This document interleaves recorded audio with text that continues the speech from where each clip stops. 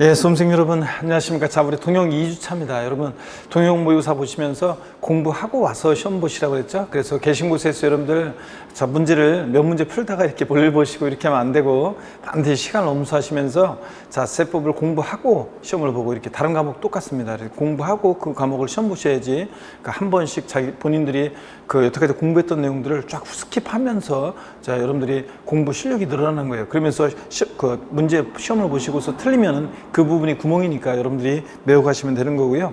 통영 1주차 해가지고 점수가 좀 안 나온 분들도 실망하지 말고 여기 정답 맞추는 게 중요한 게 아니라 나와 있는 지문들을 그 문제들을 소화하고 주문들을 익히시는 게 중요합니다. 그래서 여기 봤더니 지문이 낯설다. 자, 그러면 그런 것들을 좀 주의해서 보시고 틀린 거 실수에 틀렸을 때 왜 틀렸는지 그 포인트를 다시 한번 잘 확인하고 가시는 거 이런 게 중요합니다. 자, 여러분 보시면요 1번 문제부터 해설 드리겠습니다. 다음 세목 중에서 목적세이면서 국세에 해당하는 거 그런데 이거는 우리가 기초과정부터 배웠습니다. 자, 목적세 그러면 조세 수입의 용도가 특정된 세금들이죠. 자, 그래서 교교, 농, 찌 얘네들만 목적세고 나머지 세금들은 우리 주요 부동산 세금들은 보통세라고 했습니다. 그래서 우리 국세 중에서 목적세는 교농이니까 교육세, 교통에너지환경세, 농어촌 특별세고요. 지방세 목적세 찌는 지역자원 시설세, 지방교육세가 목적세입니다. 여기서는 목적세면서 국세에 해당하는 거 그랬으니까 교교농 중에서 골라야죠. 그래서 농어촌 특별세가 되겠습니다. 그래서 항상 여러분 제가 농어촌 특별세 나왔다 조세 총론에서 농어촌 특별세 나오면 뉘집 자식이나 족보를 항상 떠올리라고 그랬죠. 예, 국세고 그 다음에 교교농 목적세고 또 그 다음에 또 예 뭐냐면 자 부가세입니다. 그래서 국세고 목적세고 부가세라는 거 항상 기억하시고요. 1번 고르시면 안 됐죠. 1번은 지방교육세는 여러분 지방교육세는 뉘집 자식이냐 그러면 예 지방세고 그 다음에 자 찌 목적세고 또 그 다음에 부가세인 세금이라는 거 항상 여러분들이 이걸 기억하시고요. 농특세 지방교육세 이걸 기억하셔야 됩니다. 3번 정답이고 2번 문제 보시면 우리가 2번 문제 같은 것은 문제집 같은 데서 연습을 했던 문제인데요. 다음 예시에 따른 지방세 기본법상 일반 가산과 중과상금의 계산으로 옳은 거 그랬습니다. 우리가 가산금이라는 것은 납세 고지서를 발부하는 경우에 그 납부기 한내 납부하지 않았을 때 고지세계 가산해서 징수하는 금액을 말합니다. 근데 가산금은 학자들이 일반 가산금과 중과상금으로 나눴죠. 그래서 고지세 기재된 납부기한 하루 딱 지나면 체납세액 3% 깔고 그 다음에 하루하루 지날 때마다 우리가 한 달씩 매 1개월 하루가 아니라 한 달씩 지날 때마다 매 1개월 지날 때마다 0.75%씩 중과상금이 정됩니다. 그래서 우리가 가산금에 관해서 여러분 정리를 한번 해드리면요. 자, 가산금 한번 정리해 드릴까요? 이제 가산금 규정은 이제 지방세만 한정입니다. 지방세만 한정이에요. 그래서 지방세에서만 가산금 규정이 적용됩니다. 국세는 납부지형 가산세로 통합이 됐기 때문에 가산금 규정이 삭제가 됐고 지방세만 가산금 있죠. 그럴 때 가산금의 우리가 특징을 보시면 가산금은 납세 고지서를 발부해서 징수할 때 납세 고지서를 발부해서 징수하는 경우에 고지서를 발부하는 경우에 그 납부기한 내 고지서에 기재된 납부기한 내 미납부했을 때 적용되는 것이 납부하지 않았을 때 적용되는 것이 가산금입니다. 그래서 고지세계 가산해서 징수합니다. 이 가산금은 여러분요 제때 납부하지 않은 것에 대한 연체이자적 성격으로 부과한다고 그랬어요. 연체이자적 성격으로 부과하고 또 그 다음에 가산금은 여러분 가산금은 조세에 포함해요 포함하잖아요. 조세에 포함하지 않는다 그랬습니다. 가산세와 달리 가산금은 조세에 포함하지 않는다는 거예요 여러분. 그래서 우리가 가산금은 자 종류가 보시면 가산금의 종류를 보시면 얘는 자 먼저 일반 가산금 규정이 있죠. 그래서 고지세 기재된 납부기한 하루만 딱 지나도 체납세액의 3% 깔고요. 일반 가산금 체납세액의 3%를 적용하고 그 다음에 이제 계속 안 내면 중가산금이라는 게 적용되는데 중가산금은 일반 가산금에 더해지는 가산금인데 납기 후 매 1개월이 경과할 때마다 한 달씩 경과할 때마다 매 1개월 경과시마다예요. 경과시마다 매 1개월 경과시마다 몇 프로씩 여러분들 0.75%씩 0.75% 1만 분의 75 0.75%씩 중과상금 적용되는데 끝까지 버티면 평생 따르는 것은 아니고 60개월에 한한다고 그랬습니다.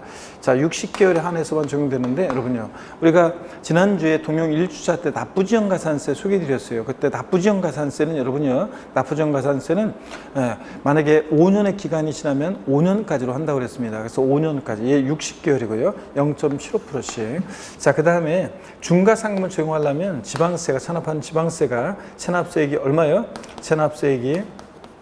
체납지방세액이, 자, 요거 30만 원 미만은 적용하지 않죠? 30만 원 미만은 중과상금을 적용하지 않습니다, 여러분. 그러니까 30만 원 이상부터 중과상금을 적용한다는 얘기고, 그 다음에 국가나 지자체에 대해서는 가상금에 관한 규정은 적용이 없다고 그랬고요. 또 요 중과상금 적용할 때 여러분요, 중과상금 적용할 때 만약에 재산세, 고지세, 지역자원시설세가 나란히 병기고지되어 있다 그러면 그럴 때는 자, 어떻게 한다고 그랬습니까? 납세 고지서별이 아니라 세목별로 재산세가 30만 원 미만인지, 국세는 지역자원시설세는 30만 원 미만인지 세목별로 30만 원 미만인지 판단한다, 이런 것도 배웠습니다. 자, 그럴 때 여러분요, 우리가 이 문제를 보시면요, 이 문제는 어떻게 된 거냐면, 자, 여기 한번 보세요, 여러분들. 이 문제는 지금 보니까 고지세 기재된 납부기한이요, 토지분이니까 토지분 재산세니까, 자, 언제입니까? 9월 30일이죠. 그럼 9월 30일 납부기한 하루만 딱 지나도 여기에 이렇게 해놓으라 했어요. 10월 1일 해놓고요. 10월 1일 됐다 그러면 일반가산금 3%가 적용됩니다. 일반가산금 요거 3% 적용되고요. 그래서 체납세액이 얼마냐 그러면 100만 원이잖아요. 자, 그러면 그 체납세액에 고지세액 체납세액에 100만 원이요. 3% 깔고요. 그 다음에 계속 안 내면 중과세금 적용되는데 9월 30일에서 한 달이요. 10월 31일. 자, 그러니까 자, 10월 1일 써놓고 11월 1일 써놓고요. 11월 1일이 되면 이제 중과상금이 적용됩니다. 0.75% 중과상금이 적용되는데, 자, 그럴 때 여러분 보세요. 중과상금이 적용되죠? 네, 그럴 때 한번 보시면 10월 31일 딱 지났다 그러면 11월 1일이 되면 그러면 중과상금이고, 또 11월 30일 한 달이요. 10월 30일에서 한 달, 11월 30일 딱 지났다 그러면 12월 1일이 되면 이렇게 써놓으라고 했습니다. 그러니까 10월 1일, 11월 1일, 12월 1일 써놓고 그 다음에 옆에다가요. 그 다음에 이제 여기 지금 납부한 게 언제입니까? 실제 납부한 게 11월 24일 날 납부했어요. 그럼 12월 24일이요. 자, 그러면 12월 24일 날 납부했으니까, 자, 그러니까 11월 30일에서 한 달, 12월 31일을 지나지 않았잖아요. 1월 1일 요때는 지나지 않았잖아요. 그러니까 자, 미납월수 중과상금은 자, 2개월이 되겠습니다. 그래서 중과상금은 체납세액에다가 자, 여기다가 0.75% 곱하기 그 다음에 미납월수 2개월을 곱합니다, 여러분들. 2개월을. 그래서 요 중과상금 지난 요 2개월이요. 자, 이렇게 해서 여러분들, 자, 먼저 여러분, 자, 고지세 기재된 납부기는 하루 딱 지나면 일단 일반가상금 3% 깔고요. 그 다음에 한 달씩 지날 때마다 중과상금이니까 10월 1일 써놓고 여러분들이 일반가상금, 그 다음에 11월 1일 써놓고 11월 지났죠? 그러니까 중과상금 1.2%, 그 다음에 12월 1일 써놓고 지났죠? 12월 24일이니까 중과상금 0.75%씩 적용되고, 그 다음에 1월 1일 써놓고서 1월 1일 되지는 않았으니까 이렇게 한다는 거. 그래서 100만 원에 3%니까 얼마입니까? 3만 원이고요. 일반가상금. 여기다 중과상금은 100만 원에 0.75%면 7,500원이죠. 여기다가 2니까 7,500원에 2니까 15,000원. 이런 식으로 해서 우리가 일반가상금, 중과상금을 구하게 됩니다. 그래서 2번이 여러분 정답이 되는 거고요. 자, 그래서 하루 딱 지나면 일단 고지세 기준 납부기한 하루 딱 지나면 일반가상금 3%, 그 다음에 이제 한 달씩 지나니까 하여튼 여러분들이 이렇게 납부기한 지나서 이런 식으로 9월 30일이다 그러면 10월 1일 써놓고 11월 2일 써놓고 12월 1일 써놓고 이렇게 1월 1일 써놓고 1월 1일 되지 않았으니까 이렇게 중과상금 이런 식으로 문제를 푸셔야 되겠습니다. 자, 그 다음에 그래서 2번 문제는 2번이 정답이 되겠고요. 3번 문제 보겠습니다. 다음 가론에 들어갈 내용으로 옳은 것은 그랬습니다. 우리가 제척기간과 관련해서 여러분들이 정리를 해 두셔야 되는데, 먼저 법정 신고기간까지 과세표준 신고서를 제출하지 아니한 경우 지방세 원칙적인 제척기간. 우리 지방세는 제척기간이 10년, 7년, 5년입니다. 사기쳤다 10년, 무신고 7년, 기타 5년 이렇게 기억하라고 했죠. 그럴 때 여러분들이요. 자, 사기친 거 아니고 무신고인데 어떤 사항과 결합해서 무신고는 10년이잖아요. 근데 여기서는 뭐 어떤 사항과 결합한 게 아니라 그냥 신고서 제출하지 아니했으니까 지방세 제소기간 몇 년입니까? 7년입니다, 여러분들. 그 다음에 두 번째 보니까 사기나 그 밖에 부정한 행위로 지방세를 포탈환급 경감받았다. 제척기간 몇 년이냐? 사기쳤다. 지방세 역시 몇 년입니까? 10년입니다. 사기치면 10년. 그 다음에 세 번째로 부담부 증여에 따라 증여세와 함께 과세되는 소득세 과세표준 신고서를 법정기한 내 제출하지 아니한 경우 제척기간 그랬습니다. 여러분, 우리가 상속세나 증여세, 부담부 증여시 소득세는 어떻게 였어요? 15년, 15년, 10년이요. 양도소득세 같은 일반 국세는 10년, 7년, 5년. 그 다음에 상속세나 증여세, 부담부 증여시 소득세는 15년, 15년, 10년. 사기쳤다 15년, 무신고 15년, 기타 10년입니다. 근데 상속세나 증여세, 부담부 증여시 소득세입니다. 그러면 부담부 증여시 소득세는 증여세 규정을 따라가요. 그렇기 때문에 요거 사기친 거 아니고 그냥 신고기한 내 신고 제출하지 아니했다. 몇 년입니까? 15년 되겠습니다. 디귿번은 15년 되고요. 그 다음에 네 번째 거 보니까 지방세로서 체납액이 5천만 원 이상인 경우 소멸시효는 몇 년인가? 지난 1주차 때도 제가 정리해 드렸는데요. 여러분, 우리가 지방세가 소멸시효가 작년까지는 금액 상관없이 무조건 5년이었다가 올해부터 5천만 원 미만은 5년, 5천만 원 이상의 지방세 소멸시효는 이게 5천만 원 이상의 지방세 소멸시효는 몇 년입니까, 여러분? 요거 10년이 됩니다. 그래서 5천만 원 미만은 5년, 5천만 원 이상부터는 10년 소멸시효. 이렇게 금액에 따라 바뀐 거. 국세는 5억 원 미만은 5년, 5억 원 이상의 국세는 소멸시효가 몇 년이에요? 요거 10년. 이렇게 해서 여러분들이 요거 꼭 2020년 개정세법 알아두라고 그랬습니다. 그래서 리을번은 여러분요, 5천만 원 이상은 10년이 되겠습니다. 그 다음에 맨 마지막 거 보니까 납세자가 사기나 그 밖에 부정행위로 양도세를 포탈환급 경고받았다. 제척기간 10년입니다. 근데 여러분 요거 여객거래라는 것도 한번 알아두세요. 이게 여객거래라는 게 뭐냐면 작년까지는 국제거래였다가 올해 역외거래라는 것으로 바뀌었어요. 왜 바뀌었냐면 종전까지는 국제거래 그러면 우리나라하고 다른 나라하고 거래 이런 걸 떠올리잖아요. 근데 이런 경우도 여객거래에는 이런 것도 포함되어 있어요. 어떤 게 포함되어 있냐면 보세요, 여러분. 만약에 우리나라 거주자들끼리 국외에 있는 자산을 거래하잖아요. 그런 것도 이제 여객거래로 포함을 합니다. 그래서 여객거래의 경우에 부정한 행위다 그러면 여객거래는 이렇게 어떻게 돼 있냐면 15년, 10년, 7년 이렇게 돼 있어요. 사기쳤다 15년, 무신고 10년, 기타 7년이요. 그래서 15년, 10년, 7년 이렇게 되어 있습니다. 15년, 10년, 7년이요. 사기쳤다 15년, 무신고 10년, 기타 7년 이렇게 15년, 10년, 7년 여객거래는 이렇게 되어 있거든요. 그래서 미음번은 여러분 이게 사기쳤으니까 여객거래 부정한 행위니까 이게 15년이 됩니다. 그래서 3번이 정답이에요. 여러분들 이런 것도 한번 혹시나 해서 여객거래 같은 것도 좀 알아두시면 되겠습니다. 이렇게 해서 여러분들 제가 다시 한번 제척기간을 쭉 한번 여러분들 정리해 드릴 테니까 잘 한번 보세요, 여러분들. 우리가 지금 제가 쭉 말씀드린 것을 다시 한번 쭉 정리해 드립니다, 여러분. 보시면 먼저 제척기간은 한번 보시면 제척기간은 납세무 소멸 사유 중에 하나인데 제척기간이요. 이 제척기간에는 소멸시효 같은 중단이나 정지 제도가 없다고 그랬습니다, 여러분들. 소멸시효에 있는 중단이나 정지 제도가 없다는 거. 그래서 압류는 제척기간이 중단하는 사유이다. OX예요. X입니다. 압류는 납세고지, 독촉, 납부채고, 교부청구, 압류 이렇게 세금내랑 액션이 있으면 소멸시효가 중단하는 사유지 제척기간 중단과 정지도가 없습니다. 그랬을 때 사기쳤을 때요. 사기 등의 부정한 방법으로 조세를 포탈환급 경감받았다. 그랬을 때 여러분 보시면 지방세는 사기쳤다 그러면 몇 년입니까, 여러분? 10년입니다. 그 다음에 신고기한 내 신고하지 않았다. 무신고 몇 년이에요? 7년입니다. 다만 무신고긴 무신고인데 어떤 사안과 결합해서 무신고예요. 상속이나 증여를 원인으로 취득하는 경우인데 신고기한 내 신고를 제출하지 않았다. 이렇게 어떤 사안과 결합해서 무신고는 몇 년이다? 요거 어떤 사안과 결합해서 무신고는 요 10년이라고 그랬습니다. 10년이요. 그 다음에 여러분요, 또 보시면 기타요. 기타 나머지 일반적으로는 이게 10년, 7년, 7년, 5년, 5년입니다, 여러분. 자, 이렇게 해서 된다는 거. 그래서 높이로 외우시면 돼요. 리듬 타면서 10년, 7년, 5년 이렇게.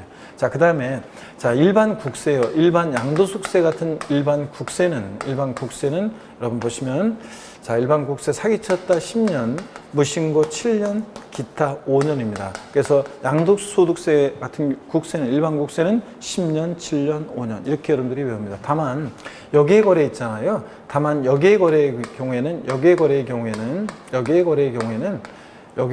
여기거래는 사기쳤다는 몇 년입니까, 여러분? 15년. 금방 했죠? 15년. 그 다음에 역시 여기거래. 자, 여기거래는 몇 년이냐? 10년.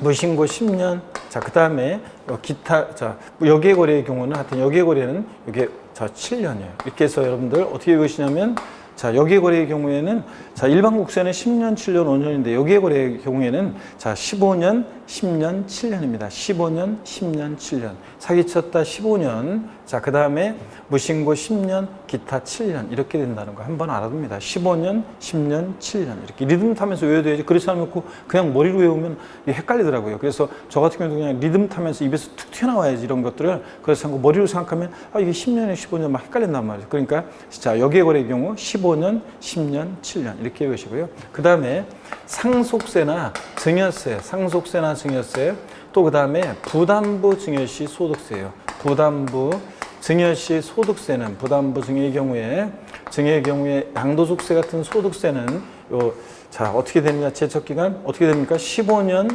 10년이요.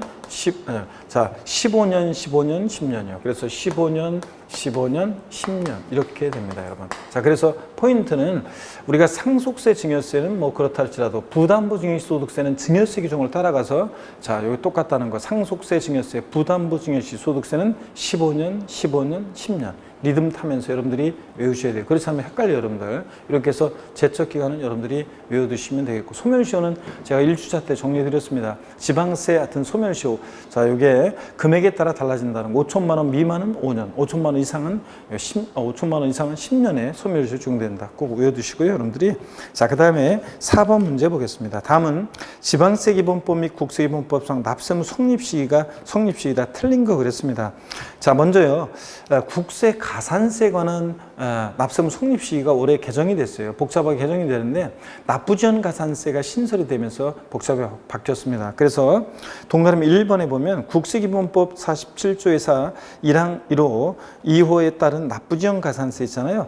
법정 납부기한이 경과로 1일마다 그날이 경과한테 되는데 이것은 뭐냐면 우리가 1일 그 동그라미 1번에다가 여러분이 앞에다가 이렇게 놓으세요. 이거는 어떤 거냐면 요 때 납부지원 가산세는 1일 0.025%예요. 자, 우리가 납부지원 가산세 하루하루 지날 때마다 1일 0.02%, 1십만 분의 25로 납부지원 가산세 정도는 그 납부지원 가산세, 1일마다 0.025% 정도 되는 이 납부지원 가산세는 그 1일마다 그 납부기한 경과 후 자, 1일마다 그날이 경과하는 때 1일마다. 그래서 1일을 기억하시고요. 1일을. 그 다음에 2번 국세기본법 47조에서 자, 1항 3호에 따른 납부지원 가산세는 어떤 거냐면 요거는 동그라미 2번에다 해 놓으세요. 요거는 자, 3%. 자, 우리가 납세 고지서를 발부하는 경우에만 적용되는 요 3% 요 납부지원 가산세, 납세 고지서가 발부되는 때 적용되는 이 납부지원 3% 적용되는 납부지원 가산세 있죠? 요거는 그 법정 납부기한, 그 납부기한이 경과하는 때입니다. 법정 납부기한이 경과하는 때 납세무가 수상적으로 성립해요. 또 우리가 이제 또 보면 납부지원 가산세가 어떤 게 있냐면 또 이런 게 있어요. 우리가 신고불성실 가산세 그대로 있잖아요. 우리가 의무위반의 정도에 따라 국세, 양도세 같은 신고 납부하는 세금 신고기한 하루 딱 지났다 그러면 의무위반의 정도에 따라 40, 20, 10%의 우리가 신고불성실 가산세 정도잖아요. 그 신고불성실 가산세는 그때 신고불성실 가산세, 무신고 가산세는 그때는 이제 자, 법정 신고 기한이 경과하는 때 이렇게 돼 있어요. 신고란 말이 들어가 있어요. 그러니까 신고불성실 가산세 정도는 납부지원 우리가 국세 가산세는 무신고 과소신고 가산세는 그거는 이제 그 신고 기한이 경과하는 때 신고란 말이 들어가 있어요. 그래서 한번 이런 것들 이렇게 나눠져 있다는 것들을 눈에 한번 여러분들 익혀두시면 되겠습니다. 근데 3번 보십니까? 물론 이제 그 밖에 이제 그 밖에 국세는 가산세 어느 때 납세무 성립하느냐? 가산할 국세에 납세무 성립하는 때 가산할 할국세 납품 성립하는 이렇게 돼 있어요. 자, 5번 보니까 지방세 가산세 돼 있잖아요. 가산할 지방세 납품 성립하는데, 그러니까 무슨 얘기냐면 취득세 신고납부 불성실했을 때 가산세는 취득하는 때 납품 성립한다는 거예요. 등록에 대한 등록면허세 신고납부 불성실했을 때는 등기 등록하는 때 납품가 성립한다, 그런 얘기입니다. 그래서 5번 같은 가산세는 하여튼 그 신고납부하는 세금, 그 세금 따라가요. 자, 그런 거. 국세도 기타 국세는 그 국세 따라가요. 그 밖에 국세 그러면은. 자, 어떻든 간에 1번, 2번을 납부지원 가산세에 관한 것을 나눠서 여러분들이 주의하시면 되겠습니다. 그래서 1번 같은 것은 1일 0.025% 정도 될 때 납부지원 가산세, 동그라미 2번 같은 것은 이거 납세 고의소를 발부하는 경우에 3% 정도 되는 납부지원 가산세, 이거 납세금 성립식입니다. 3번 보면 여러분요, 제3분 및 균등기 주민세는 과세 진율의 납세금 성립하는데 언제라고 했어요? 7월 1일이요. 7월 1일. 우리가 재산세, 지난 동일 집사 때 문제 나왔어요. 재산세, 친구, 지역자원시설세, 특정부동산분, 그리고 종합부동산세는 어느 때 납세금 성립한다고 그랬습니까, 여러분? 제가 재산세, 그리고 친구, 지역자원시설세, 특정부동산분, 그리고 종합부동산세는 어느 때 납세금 성립한다? 과세 기준일인데 매년 언제입니까? 6월 1일. 근데 주민세 제3분과 균등분하고 구별을 하셔야 됩니다. 얘네들은 7월 1일이고요. 그 다음에 등록에 대한 등록면허세는 재산권과 그 밖의 권리를 등록한 후 60일 경과하는데, 여러분 그리고 답 맞춰야죠. 자, 등록에 대한 등록면허세는 그 재산권과 그 밖의 권리를 등기 등록하는 때입니다. 자, 이거 전도 아니고 후도 아니고 등기 등록하는 때요. 우리가 취득세는 어느 때 납세금 성립하느냐? 취득세 대상 물건을 취득하는 때고, 등록에 대한 등록면허세는 등기 등록하는 때입니다, 여러분. 때. 자, 그래서 60일이 경과하는 때 틀렸습니다. 4번 정답이고요. 이렇게 해서 여러분들 납세금 성립식이 또 계속 우리가 이제 납세문 성립 확정 소멸에 관한 부분 중요하다고 그랬잖아요. 계속 잘 보셔야 되겠습니다. 5번 문제 보시면, 그래서 4번 문제는 4번이 정답이고요. 5번 문제 보시면 지방세 기본법상 기한 후 신고 및 수송 신고에 대한 설명이 다 틀린 거 그랬습니다. 우리가 기한 후 신고와 수송 신고가 자주 나오는 건 아니지만 그래도 여러분들이 이거 좀 주의해서 여러분들이 알아둘 필요가 있다고 그랬습니다. 그랬죠, 여러분들? 네. 자, 한번 보시면요. 먼저 1번 법정 신고기한 내 신고서를 제출하지 아니한 자가 하는 게 기한 후 신고죠. 신고기한 내 신고하지 않았지만 뒤늦게 신고를 하면 조세 포탈 우려 가능성이 줄어들고, 또 과도한 가산세 부담을 납세자는 덜 수 있고, 또 과세권자는 일손도 덜어주고, 자, 그러니까 혜택을 주겠다는 얘기입니다. 자, 기한 후 신고는 신고기한 내 신고서 제출하지 아니한 자가 하는 게 기한 후 신고고, 수송 신고는 신고기한 내 신고서를 제출한 자가 과소 신고했을 때 하는 게 수송 신고입니다. 자, 먼저 2번 봅니다. 기한 후 신고는 지자체장이 지방세법에 따라 그 지방세, 과분가세, 가산세에 포함한 금액을 결정하여 통지하기 전까지 할 수 있다. 언제까지 기한 후 신고할 수 있냐? 고지서 날라오기 전까지요. 신고기한 하루만 딱 지나도 보세요. 신고 납부하는 세금은 납세무자가 1차적으로 납세를 확정할 수 있는 권한이 있는데, 신고기한 하루 딱 지나면 자, 납세무 확정 권한은 과세권자한테 넘어가고, 가산세 하루만 딱 지나도 가산세 적용되고, 과세권자가 다시 세금 계산해서 납세 고지서를 발부하기 전까지 기한을 신고할 수 있습니다. 자, 수송 신고는 경정 통지 전까지. 자, 그 다음에 할 수 있고, 기한 후 신고는 결정 통지 전까지 할 수 있습니다. 고지서 받아버리면 못해요. 그 다음에 3번 보면 우리 여러 번 봤어요. 이거 연습했는데, 법정 신고 기한 지난 날부터 1개월 내에 만약에 기한 후 신고했다면 과소 신고 가산세 및 납부불 성실가산세 100분의 50을 경감한다는데, 틀렸어요, 여러분들? 뭐가 틀렸습니까? 일단 납부불성실가산세는 보세요. 기한 후 신고나 수송 신고는 신고에 관한 거니까 납부불성실가산세는 적용되지 않습니다. 또 틀린 게 있어요. 뭐요? 과소신고가산세. 이거는 수송신고가 신고기한 내 신고했는데 적게 신고한 자가, 과소신고한 자가 하는 거니까 수송신고 때 과소신고가산세를 감면해 주는 거고, 기한 후 신고는 신고기한 내 신고세에 제출하지 아니한 자에 대해서 적용되는 거니까 무신고가산세가 적용됩니다. 자, 다시요. 그래서 과소신고, 납부불성실가산세 다 틀렸습니다. 무신고가산세 100분의 50을 경감합니다. 자, 우리 기간에 따라서 이거 외웠어요. 신고기한 지나서 1개월에 기한 후 신고했다면 무신고가산세 50% 감면. 1개월 초가 3개월 내다 그러면 3개월 내 같으면 자, 무신고가산세 30% 감면. 그 다음에 3개월 초가 6개월 내 같으면 무신고가산세 20% 감면이요. 그래서 기한 후 신고 감면율 무신고가산세 감면해 주는데 50, 30, 20%입니다. 여러분 아셨죠? 이렇게 꼭 외워두시고요. 수동신고는 신고기한 지나서 1개월 내에 수동신고했다. 자, 그러면 과소신고가산세 90% 감면, 1개월 내면 90% 감면, 1개월 초과 3개월 내 같으면 75% 감면, 75%. 그 다음에 3개월 초과 6개월 내 같으면 요거 자, 몇 프로 감면해 줍니까, 여러분? 예? 자, 50% 감면해 준다는 거. 이런 식으로 해가지고 1년 6개월 초과 2년 내 자, 수동신고에 따르면 과소신고가산세 10%까지 이렇게 쭉 되어 있습니다. 그래서 처음에 앞부분은 좀 외우더라고 했습니다. 신고기한에서 1개월 기한을 수동신고하면 자, 과소신고가산세 90% 감면, 1개월 초과 3개월 내는 75% 감면, 자, 3개월 초과 6개월 내 같으면 이거 50% 감면, 이런 식으로 해서 한다는 건 외워두십니다. 특히 기한의 신고 꼭 외워두셔야죠. 하여튼 여기서는 무신고가산세 50% 감면입니다. 과소신고가산세도 아니고 납부불성가산세도 아니라는 걸 주의합니다. 그 다음에 3번 정답이고 4번이요. 기한의 신고는 납세물을 확정한 효력이 없으므로. 그렇습니다. 신고기한, 원래 신고 납부하는 세금은 납세무자가 납세물을 확정할 수 있는 권한이 있는데 신고기한 하루만 딱 지나도 납세물 확정 권한은 과세권자한테 넘어갑니다. 납세무자가 기한을 신고했다고 해서 납세물 확정되는 것은 아니고, 자, 납세무자가 기한을 신고하면 기한의 신고일부터 3개월 내에 지자체장이 결정하면서 자, 여기 납세무가 확정됩니다. 그래서 기한의 신고는 납세물 확정의 효력이 없으므로 지자체장은 기한의 신고일부터 3개월 내 그 지방세, 과세액을 결정하고 신고인에게 당연히 통지해 줘야 되겠죠. 자, 그 다음에 5번 수동신고는 법정 신고기한까지 신고서를 제출한 자가 하는 게 수동신고라고 그랬습니다. 이렇게 해서 기한의 신고, 수동신고를 딱 정리를 해 두셔야 됩니다. 여러분들 이 정도는 최소한. 자, 그 다음에 계속 문제 보겠습니다. 6번 문제를 보시니까요. 지방세법상 취득세 납세 의무에 관한 설명으로 틀린 것은 그랬습니다. 자, 여러분 바로 제가 5번을 한번 보겠습니다. 5번 지문이 굉장히 이 문제 긴데 세법은 항상 이렇게 이 정도 사이즈 있죠? 6번 문제 같은 이런 정도 사이즈는 최근에 출제가 되고 있습니다. 근데 지문이 길다고 항상 어려운 거 아니라는 걸 제가 항상 말씀드립니다. 지문 크기를 보고서 아유 보기 다 어렵다 이렇게 생각하시면 안 된다고 그랬습니다. 5번부터 보겠습니다. 상속으로 취득하는 경우 주된 상속자가 상속받는 취득물건, 지분을 취득할 때는 지분에 해당하는 취득물건을 취득한 것으로 본다는데, 여러분 취득세 납세무자, 상속으로 취득한 자산에 대한 취득세 납세무자는 누굽니까?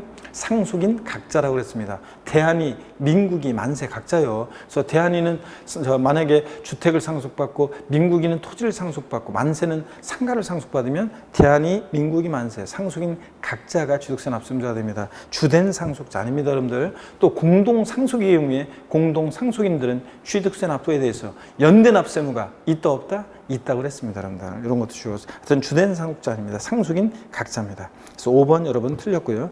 그 다음에 나머지 문들도 다 여러분들이 읽어두셔야 됩니다. 우리 취득세 올해 납세 의무, 자, 동영 1주차 때 나왔던 납세 의무, 우리가 배우자 또는 직계존비속 부동산 취득했을 때 증여로 취득한 것으로 의제 보는데, 다만 대가에 있다고 입증이 되는 경우 유상취득을 본다는 경우, 그 다음에 또 우리가 부담부증에 관한 거, 또 그 다음에 또 올해 이제 2020년 개정세법 택지공사가 준공된 토지의 경우에 건축물 건축의 수반에서 조경공사 등이 있었다. 그러면 이제 그때는 건축물 취득자가, 건축물 소유자, 건축물 취득자가 취득한 것으로 본다는 거, 이런 것들 납세무자 된다는 거. 그 다음에 건축물 건축과 무관하게 만약에 조경공사 등이 있었다. 택지공사가 준공된 토지에서 그럼 토지 소유자가 납세무자 된다. 이런 것들을 배웠습니다. 그리고 자, 신탁법에 의한 신탁재산, 위탁자 지위전이 있을 때 새로운 위탁자가 신탁재산을 취득한 것으로 본다. 뭐 이런 것들 우리가 등등을 배워서 공부했습니다.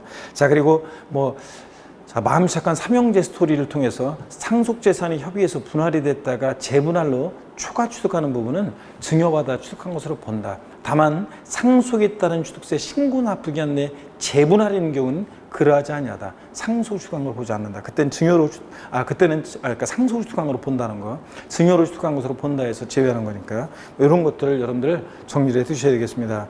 자, 어떤 간에 이제 그런 것들, 우리가 기본서라든가 같은 요약집이나 뭐 이런 교재를 보면 납세무, 취득세 납세무자에서 이렇게 이제 뒷동네에 있는 것들을 자, 1주차 때 주로 좀 받고, 그 다음에 오늘은 앞동네에 있는 것들을 쭉 이렇게 한번 이 문제를 통해서 공부해 두셔야 되겠습니다. 납세무자는 올해 출시된다고 그랬잖아요. 자, 1번 같은 거 보니까 외국인 소유 차량을 직접 사용하거나 국내 대여시설 이용자에게 대여하기 위해서 임차 수입할 때는 수입하는 자입니다. 이거 포인트는 대여시설 이용자 X입니다. 수입하는 자고.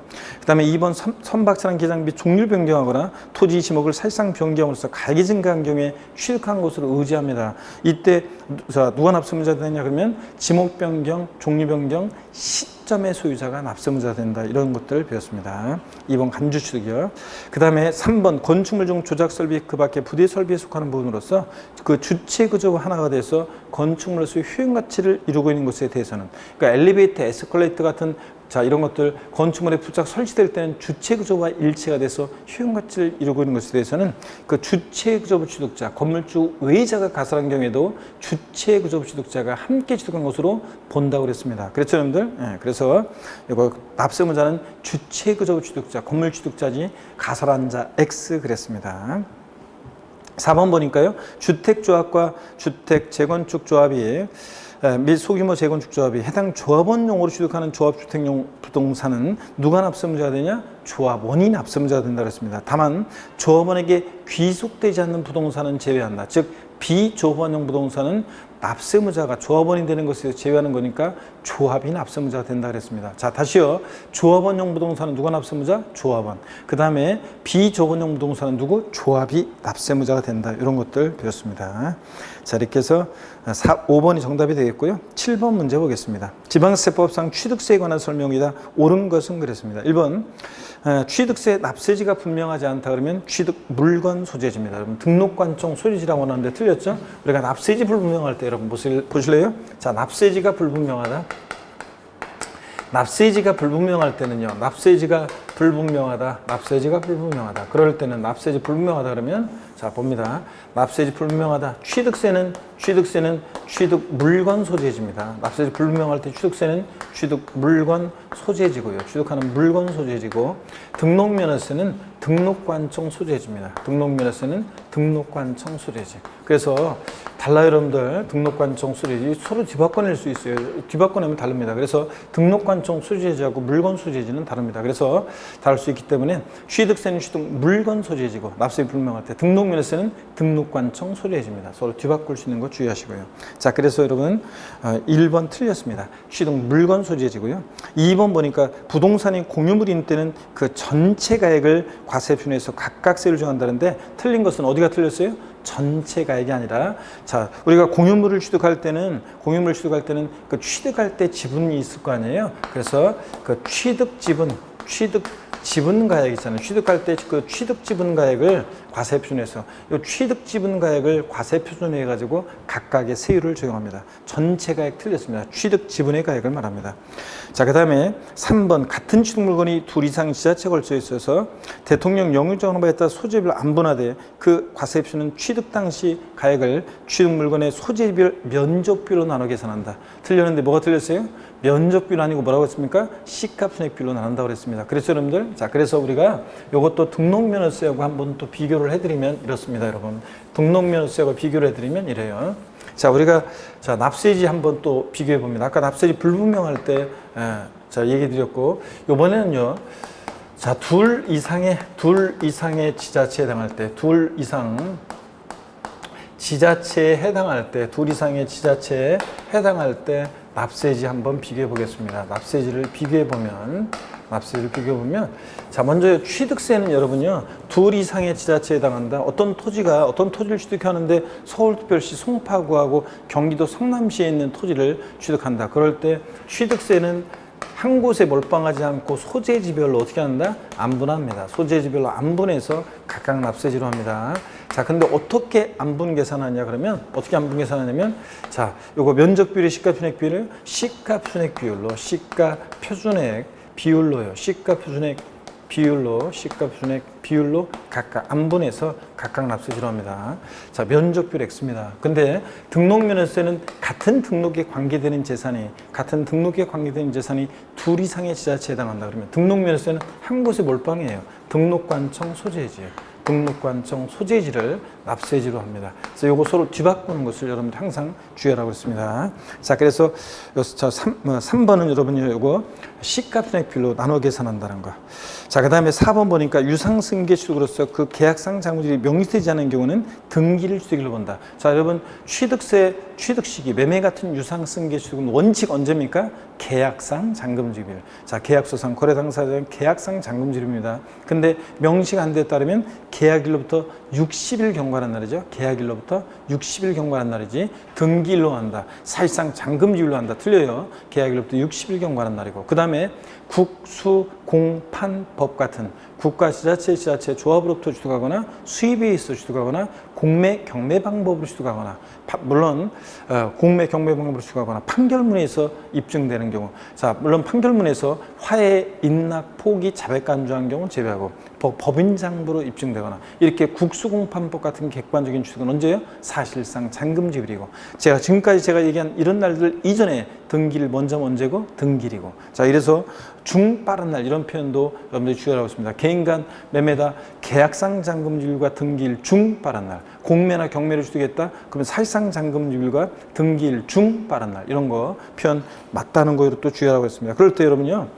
매매 같은 유상승계 취득 하여튼 자 원칙 계약상 잔금지일 명시가 안 됐다 계약일로부터 60일 경과하는 날 국수공판법 같은 객관적인 취득은 사실상 잔금지일 이런 날들 이전에 등기를 먼저 하면 언제다? 등기일입니다, 여러분. 자, 여기서는 그래서 자, 4번 틀렸습니다. 계약일로부터 60일 경과하는 날이고 5번입니다. 상속 개시 후 상속받은 부동산에 대해서 각 상속인의 상속분이 확정돼서 등기가 된 후 요거 딱 보니까 마음 착한 삼형제 스토리네요. 마음 착한 형님이 자 부모님 돌아가시고 나서 일주기가 다가오는 어느 날 자 마음이 돌아가신 부모님 그냥 생각이 그냥 막 소록소록 나고 살아계실 때 살아생전에 못했던 것만 생각이 나고 마음이 울적해 소주 한 잔 마시다가 돌아가신 부모님 생각하면서 소주 한 잔 마시다가 동생들 생각이 났죠. 그래서 마음 착한 형님들이 자 상속재산은 협의해서 분할이 됐다가 요거 재분할하는 얘기 해드렸습니다. 다시 한번 볼게요. 상속 개시 후 상속받은 부동산에 대해서 각 상속인의 상속분이 확정되어 등기가 된 후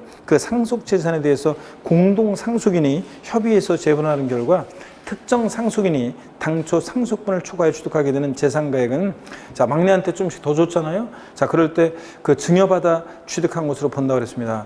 당초 상속분을 초과해 취득하게 되는 부분은 증여받아 취득한 것으로 봅니다. 다만 이 경우 상속에 따른 취득세 신고 납부기 전에 재분할에 의한 취득과 등기 등을 모두 마친 경우에는 그러하지 아니하다. 즉 그때는 증여받아 취득한 것으로 보지 않고 상속으로 취득한 것으로 본다고 그랬습니다. 상속에 따른 취득세 신고 납부 기한이라는 것은 상속 개시일이 속하는 달의 말일로부터 6개월이죠. 자 그래서 제가 부모님 돌아가시고 나서 일주기가 다가오는 때로 스토리텔링을 구성한 거고요. 자 그래서 요거 5번 지금 맞습니다. 하여튼 상속재산 분할이 됐다가 협의해서 재분할이 될 때 초과 취득하는 부분은 증여받아 취득한 것으로 본다. 다만 상속에 따른 취득세 신고 납부 기한 내에 재분할이 있는 경우에는 자 그러하지 아니하다. 즉 그때는 증여받아 취득한 걸 보지 않고 상속을 취득한 걸로 본다는 거. 만약에 이걸 바꾼다 그러면 뒷부분에 상속에 따른 취득세 신고 납부 기한 내 재분할에 의한 취득과 등기 등을 모두 마친 경우에도 자 요거 증여받아 취득한 거로 본다고 바꾸겠죠? 요거 주의합니다.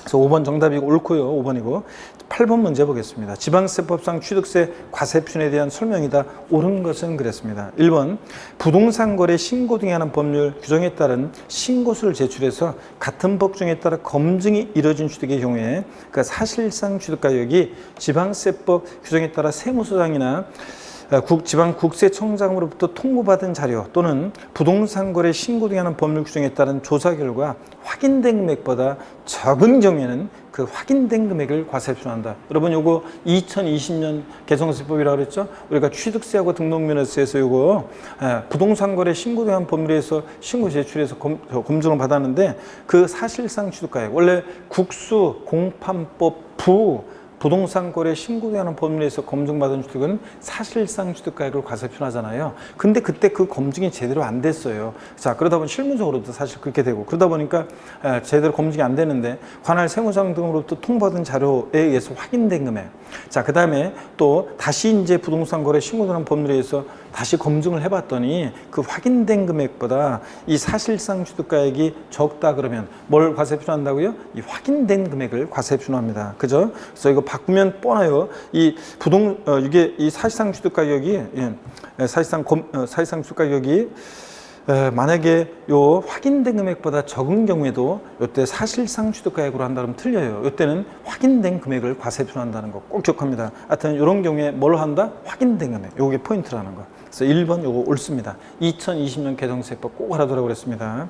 그 다음에 2번 보면 건축물을 건축, 신축, 재축 제외한다. 여러분 우리가 항상 이렇게 써 있어도 자 우리가 건축돼 있고 여러분 보세요. 우리가 건축돼 있고 신축, 재축 제외 이렇게 돼 있으면 이렇게 써 있어도 우리 항상 뭐라고 읽는다고 그랬어요? 예? 건축돼 있고 건축물 건축돼 있고 신축과 재축을 제외한다. 자 이렇게 취득세에서 되어 있는 경우를 몇 번 보게 되는데 이렇게 되어 있으면 우리 이렇게 써 있어도 뭐라고 읽는다? 아 그렇잖아요 여러분들. 요 건축 그러면 신축, 재축, 증축, 개축, 이전 등을 말하는데 여기서 신축과 재축을 제외하니까 이거 뭘 얘기하는 거예요? 증축, 개축 등을 말하는 거라고 했잖아요. 그래서 우리가 이렇게 써 있어도 항상 우리 뭐라고 읽는다? 증축 이렇게 읽는다고 그랬습니다. 그랬죠 여러분들? 아 뭐라고 써 있어도 뭐라고 읽는다? 멋진 말 없냐 그랬더니 어떤 수강생들이 사랑이라고 쓰고 아픔이라고 읽는다. 뭐 남편이라고 쓰고 왼수라고 읽는다. 묵묵함이라고 쓰고 합격이라고 읽는다. 남편이라고 쓰고 로또 복권 당첨이라고 읽는다. 사람들이 야유를 보내니까 그렇게 안 맞아서 그 얘기 해드렸잖아요. 생각나시죠? 자, 그래서 이렇게 써 있어도 우리 항상 뭐라고 있습니까? 증축이요. 그러면 보세요. 건축물요. 자, 증축과 개축, 증축 등으로, 자, 증축 등으로 건축물 증축한 경우에 건축에 소요된 비용, 건축비를 과세 표준한다는데 틀렸습니다. 여러분, 어떤 거냐면, 여러분, 이런 얘기죠? 자, 우리가 여기를 보세요. 자, 건축물 신축과 재축했을 때 건축의 경우에 과세 표준 한번 비교해 볼 거예요. 건축물 건축의 경우에 과세 표준을 한번 비교해 보면 자 신축과 재축은 원시 취득이잖아요. 이렇게 원시 취득일 때는 취득세 과세 표준은 여러분 취득세 과세 표준은 뭐로 합니까? 건축비요. 건축에 소요된 비용을 과세 표준 금액으로 합니다. 그래서 여기다가 원시 취득세 세율 2.8% 세율을 적용하는 거예요. 자, 근데 건축물 우리가 증축이라든가 자, 건축법상의 증축이나 또 지방세법상의 개수, 증축이나 개수 등으로 가액의 증가가 있을 때, 증축이나 개수로 가액의 증가가 있을 때, 가액의 증가를 취득했다 의지하잖아요. 이런 간주 취득, 의제 취득의 경우에는 증축이나 개수로 가액의 증가했을 때, 자, 간주 취득, 의제 취득의 경우, 간주 취득이나 이런 의제 취득, 간주 취득의 경우는 뭘 과세 표준한다고 그랬습니까? 그 증축이나 개수로 가액의 증가가 있을 때 그 증가한 가액을 과세 표준으로 하잖아요. 간주 취득의 경우는 증가한 가액이죠. 토지 지목 변경으로 가액 증가했을 때, 차량 기회장 및 선박 종류 변경으로 가액 증가했을 때, 또 이렇게 건축물 증축이나 개수 등으로 가액이 증가했을 때는 증가한 가액을 과세 표준합니다. 서로 지금 이거 뒤바꿔서 낸 거죠. 그래서 신축, 재축, 원시 취득은 건축에 소요된 비용, 건축비를 과세 표준하고 증축이나 개수로 가액이 증가했을 때는 그 증가한 가액을 과세 표준 금액으로 합니다, 여러분. 자, 이렇게 해서 요거 자 지문 2번 지문 틀렸고요. 자, 요거 신축, 재축, 제외한다. 즉 증축이기 때문에 이것은 증가한 가액을 과세 표준합니다. 3번 연부로 취득하는 경우 연부금액인데, 자, 왜 우리 연부 취득의 경우 취득세 과세 표준은 연부금액을 과세 표준합니다. 근데 매회 지급 때는 계약상 연부금액이라고 그랬어요. 사실상 지급되는 금액이라고 했어요.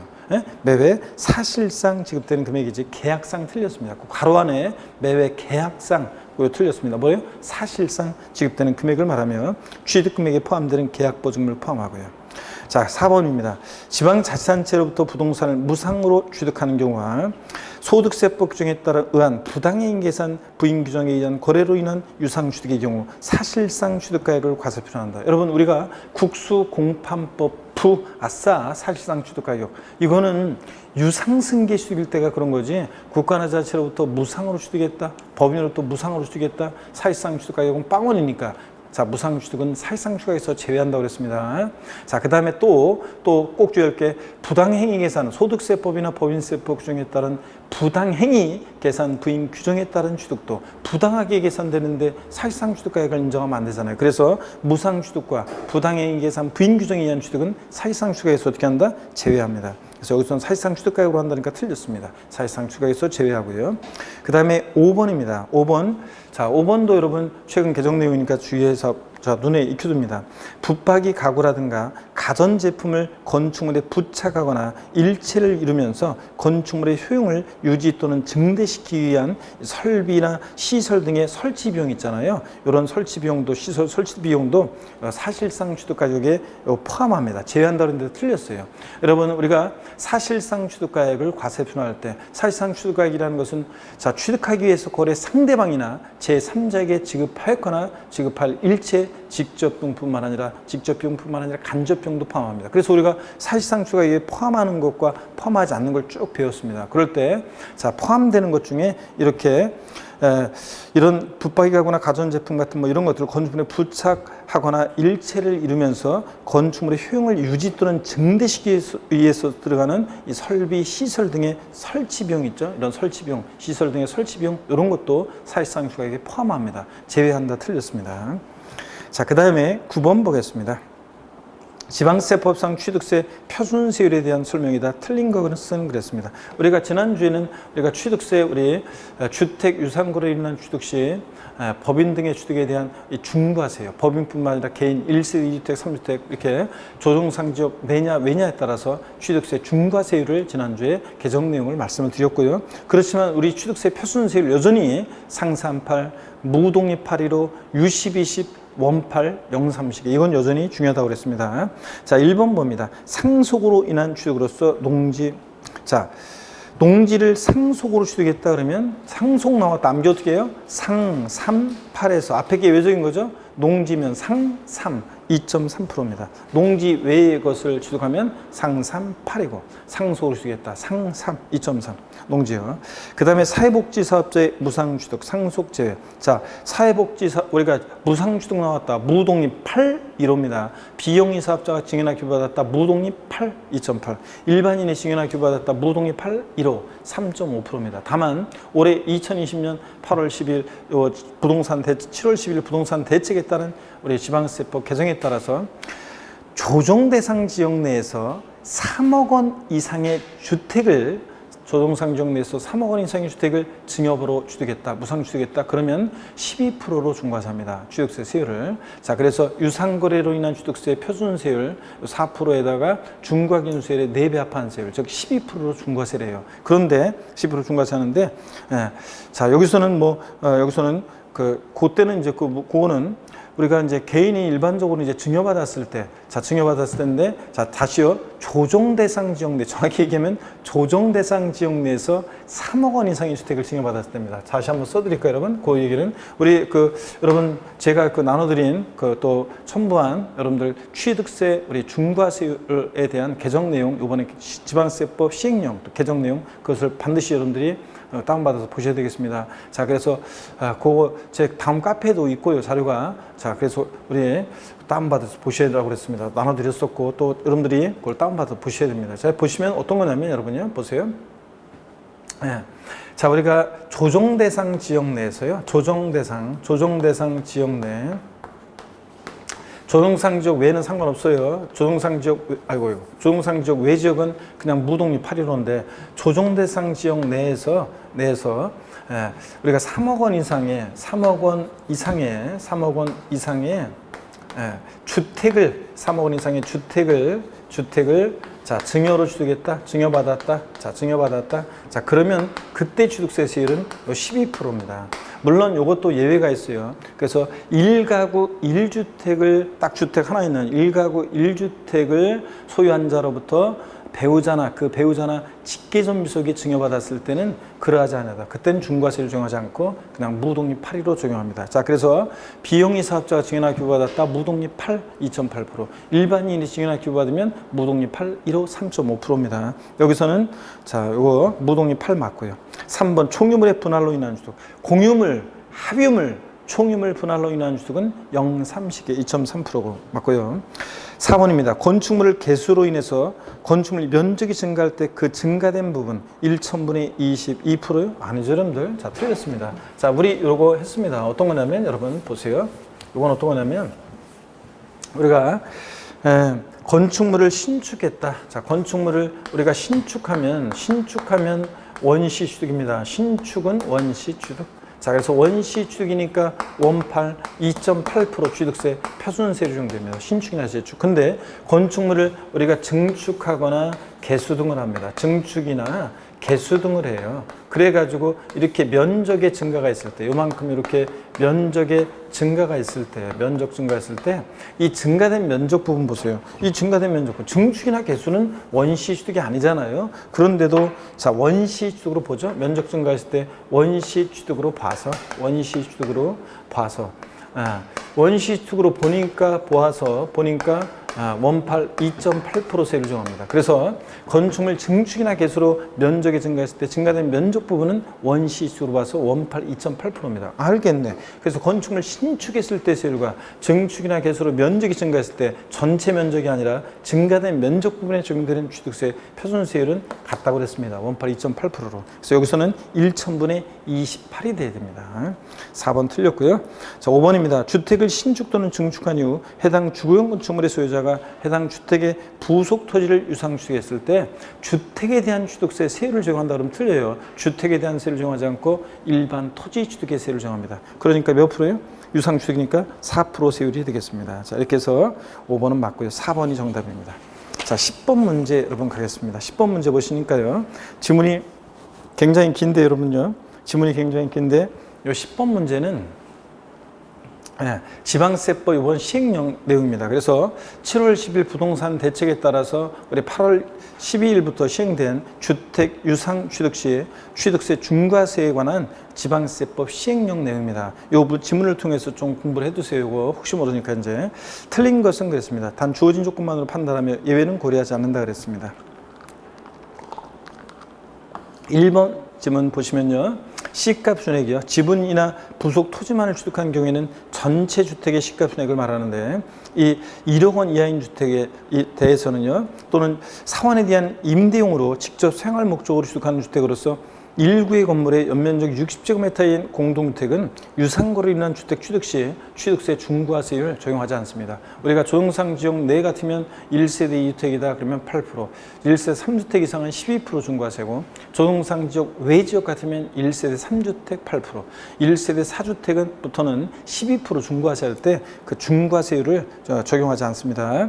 자, 어떤 경우냐고요? 시가순액 1억 원 이하인 주택이라든가 아니면 사원에 대한 임대용으로 직접 생활 목적으로 취득하는 주택으로서 1구 건축 연면적 60제곱미터 이하의 공동주택을 취득한다. 자, 종업원의 후생목 주의한 거니까 이런 것들은 중과세 적용하지 않습니다. 그래야 되겠죠, 여러분들? 이런 것들. 그 다음에 그 외에도 이제 중과세에 제외되는 주택들이 더 많이 있습니다, 여러분들. 자, 그래서 뭐 등록 문화재 주택이라든가 또 가정 어린이집 주택이라든가 이런 것들 중과세하지 않는 것들이 있습니다. 자, 그 다음에 동그라미 2번입니다. 취득일 현재 65세 이상의 부모요. 자, 우리가 종부세나 양도소득세에서는 노부모 그러면 60세인데 취득세에서 노부모 동거부양은 65세입니다. 취득일 현재 65세 이상의 부모 중 어느 한 사람이 65세 미만인 경우 포함, 그러니까 양친 모두 65세 이상일 것을 요하지는 않고요. 를 동거부양하기 위해서 30세 이상의 자녀나 또 혼인한 자녀 또는 법령에 따른 소득 요건을 충족하는 성년이 자녀가 합강한 경우에는 각각 별도의 세대로 본다. 여러분 원래 있잖아요. 원래 30세 미만일 때는 30세 미만의 자녀는 주소를 주민록을 달리해 놔도 동일한 세대원으로 봅니다, 여러분. 자, 악용하는 걸 막기 위해서. 근데 다만 30세 미만이어도요, 얘가 일정한 소득세법상의 소득이 있다거나, 자, 그럴 때는 또 주소가 달리돼 있을 때 각각 별도의 세대로 보기도 합니다. 자, 그런 거예요. 그럴 때 65세 이상의 부모를 동거부양하기 위해서 30세 이상의 자녀라든가 또는 혼인한 자녀라든가 또는 30세 미만이라더라도 일정한 소득 요건을 갖춘 자녀가 합가한 경우에는 각각 별도의 세대로 본다는 거. 자, 이렇게 세대 주택 수 계산할 때 각각 별도의 세대로 본다는 거 여러분 주의해서 한번 보시고요.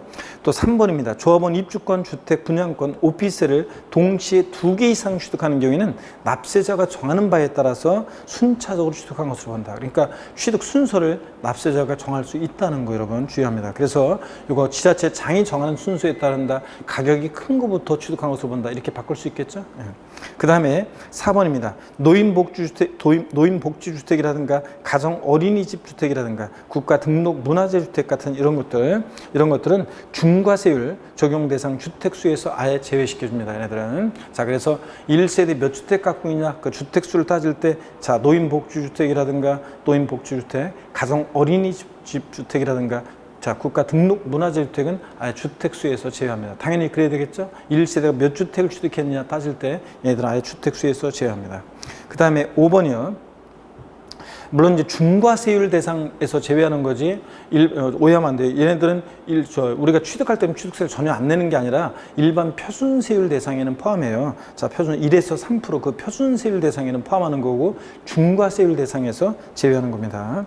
그 다음에 5번 보니까요. 국내에 주택을 일개 소유한 1세대가 그 주택을 소유한 상태에서 이사라든가 학업이라든가 취업이라든가 직장 이전 같은 이런 이와 유사한 사유로 다른 1주택을 추가로 취득한 후 3년 이내에 종전주택을 처분하면 우리가 조정상 지역 내에서 1세대 2주택 두 번째 주택을 취득하면 그럴 때는 우리가 이제 중과세입니다. 8%로. 그럴 때 다만 자, 일식 2주택은 중과세에서 제외하는데 일반 표준세율 1에서 3% 세율 정합니다. 그럴 때, 자, 이 일식 2주택 요건입니다. 자, 종전주택, 그러니까 신주택 취득일부터 종전주택을 몇 년 내에 팔아야 한다고요? 3년 내에 처분을 해야 되는데, 둘 다, 자, 여기 가로가 또 중요하죠? 자, 종전주택과 신주택 모두 조정상 지역에 있을 때는 몇 년 내에요? 1년 내에 처분해야 됩니다. 종전주택을. 신주택 취득한 때로부터. 그래서 요거 일식 2주택 요거 꼭 알아둡니다. 시행령에서. 그래서 일반적으로 일식 2주택 우리가의 경우는 취득세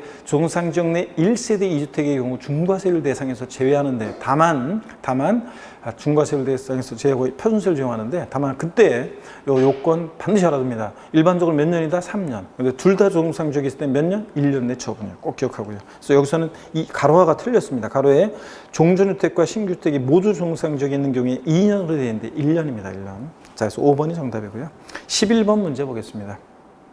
지방세법상 취득세가 비과세되는 경우로 옳은 것은 그랬습니다. 1번에 환매 등기를 병행하는 부동산 매매로서 환매기간 내에 환매권 행사로 인한 취득. 돈 빌려 온 동창들 얘기 드렸습니다. 자, 왔다 가고 갔다 오고 형식적 취득. 등기는 개인 간에 공짜로 안 해주니까 어떤 세율로 과세합니까? 이거 표준세율에서 중과 기준세율을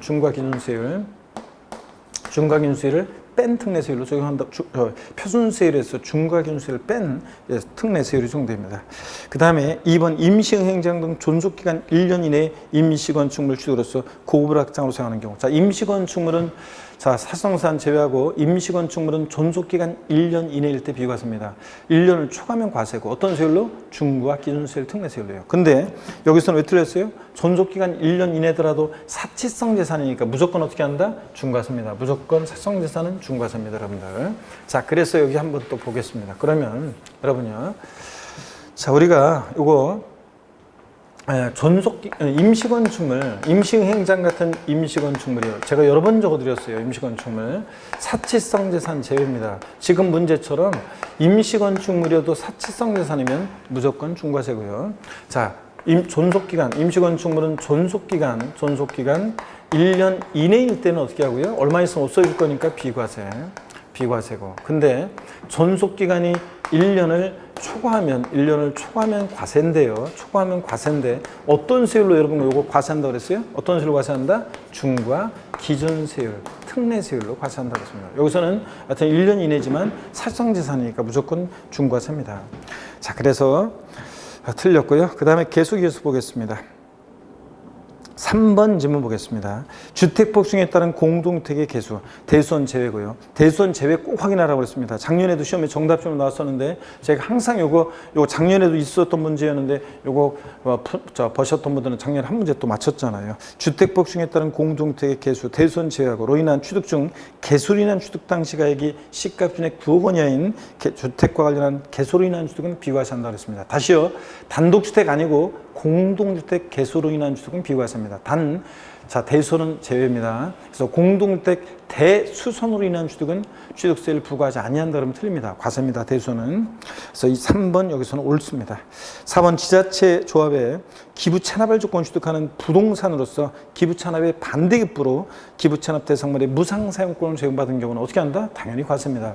국가 지자체에 귀속 또는 기부 체납을 조건 취득하는 부동산 및 사회 기반 시설 취득은 비과세입니다. 단 이렇게 약속을 안 지킨다거나 자 아니면 지금처럼 반대급부로 기부 체납 대상물의 무상 사용권을 제공받는다거나 자 이러면 과세합니다, 여러분. 자 그래서 이건 과세고 5번 대한민국 정기한 취득에 자 과세는 외국 정보 취득 우리도 과세해야 되겠죠. 국가 간에는 상호주의가 적용되기 때문에 대한민국 정기한 취득에 비과세하면 우리도 비과세, 과세면 우리도 어떻게 한다? 과세입니다.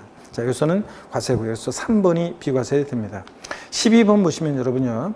지방세법상 취득세 부가징수에 관한 설명으로 틀린 거 그랬습니다. 1번에 취득 가격이 50만 원인 경우에 과세하지 아니한다 그랬는데 취득세 면세점이요.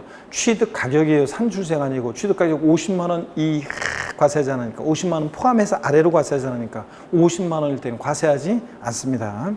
자, 2번입니다. 토지를 취득한 자가 그 취득한 날부터 만약에 사람들이 잔머리 굴려서 2번 지문 같은 게 나온 거라고 그랬죠. 만약에 동그라미 1번 같은 면세점 규정만 있고 2번 같은 규정이 없으면 사람들이 50만 원어치씩 야금야금 취득한다고 그랬잖아요. 그래서 취득세 포탈하는 것을 막기 위해서 토지를 건축물 취득한 자가 그 취득한 날부터 1년 내에 그 인접한 토지 건축물 취득하는 경우에는 각각 그 전후에 토지 또는 1필의 토지 또는 1구 건축물 자 취득으로 봐가지고 면세점 규정을 적용한다고 그랬습니다. 그래서 면세점 규정을 적용한다는 것은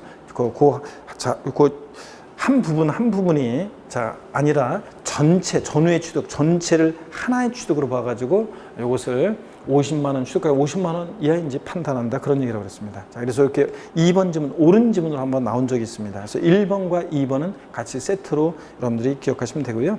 3번입니다. 취득세 과세 물건을 취득한 후에 그 과세 물건이 중과세를 용 대상이 됐을 때는 중과 대상이 된 날부터 며칠이요? 하여튼 취득세에서 올해 며칠 나왔다. 무조건 며칠입니까? 60일. 이내 중과세를 정해서 산출한 세액에서 이미 납부한 세금 공제해 줄 때 가산세는 포함한 금액, 제외한 금액, 제외한 금액을 보통 징수예요? 신고 납부예요? 신고 납부합니다. 그래서 우리가 추가 신고 납부기한 나왔다. 취득세나 등록면허세에서 추가 신고 납부기한 나면 60일 확인하고 자, 그 다음에 30일 아닙니다. 60일 확인하고 가산세 포함해 제외 확인하고 신고 납부한다는 거 꼭 확인합니다. 보통 징수 아니고요. 그래서 3번 맞고 4번 봅니다. 취득세 납세 의무가 있는 법인이 장부 등의 작성 보존 의무를 불성실했다. 요거 몇 프로 가산세입니까? 100분의 10%입니다. 100분의 20 틀렸습니다. 그 다음에 4번 정답이고 5번은 등기 등록을 필요하지 않냐는 취득세 과세 물건을 사실상 취득한 후 이를 신고하자고 매각하는 경우에 중과산세 규정이 적용되지 아니한다. 그렇죠, 여러분들? 우리가 취득 후 신고하지 않고 매각하면 산출세의 80% 중과산세 규정이 적용됩니다. 다만 등기 등록을 요하지 않는 재산은 중과산세 요하지 않습니다. 물론 회원권은 제외예요. 골프연금 같은 회원권 애들은 등기 등록을 요하는 재산 아니지만 취득 후 신고하지 않고 매각하면 중과산세를 적용합니다. 어떠든 간에 하여튼 등기 등록을 요하지 않는 재산 중과산세 적용하지 않고 또 토지 지목 변경 과점주지 주식 취득 같은 간주 취득은 역시 자기를 전혀 드러내지 않고 싹 아싸리 포탈할 수 없으니까 중과산세 규정을 적용하지 않는다 그랬습니다. 자, 일반 가산세만 적용돼요. 그래서 5번 맞고 4번 정답입니다. 자, 그 다음에 13번 문제부터는요 잠시 쉬었다가 또 이어서 보도록 하겠습니다.